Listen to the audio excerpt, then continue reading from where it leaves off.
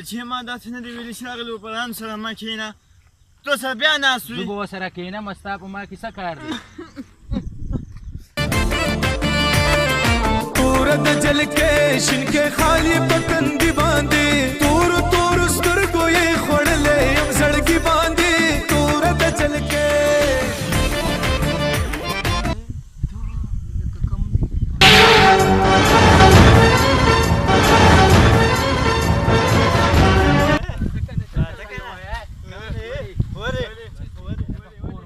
ستا خور اوسه زموږ خور خو نه وه هسې نشې دې رانه لرې کړه مړه زه چې زه مړه